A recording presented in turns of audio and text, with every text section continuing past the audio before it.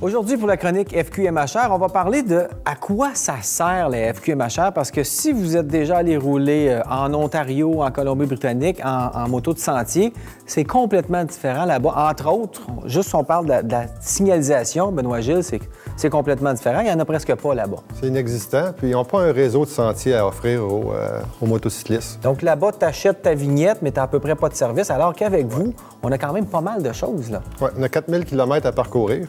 Et puis, si on se procure les données GPS, on a beaucoup de matériel dessus qu'on peut utiliser, donc les points de ravitaillement et l'hébergement, les restaurants, les relais, tout ça. Donc, vous pouvez trouver facilement, là, partir pour plusieurs jours à faire de la randonnée et puis dormir à quelque part et continuer le trajet. Je te dirais qu'on se rend compte au Québec que c'est vraiment une industrie touristique, alors que quand on roule dans d'autres provinces, en hors-sentier, là, en hors-route, je veux dire, c'est plus, bon, il y a des sentiers, on peut passer là et arrangez-vous.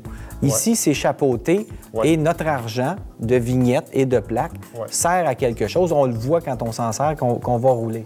Oui, il y a une volonté politique ici au Québec là, à développer l'activité hors route en général. Là. Et puis, avec le financement qu'on reçoit justement sur la plaque et puis la vente de vignettes, là, le retour qui va au club pour développer tout ça. Et il faut dire aussi qu'au conseil d'administration de la FQMHR, ce sont tous des passionnés de moto hors route. C'est des gars qui en font, c'est des gars qui en mangent, qui sont dans cette industrie-là depuis longtemps et qui veulent la développer. Oui, il y a des gens qui proviennent des parcs, des gens qui proviennent des associations, des gens qui proviennent aussi des sentiers de quad.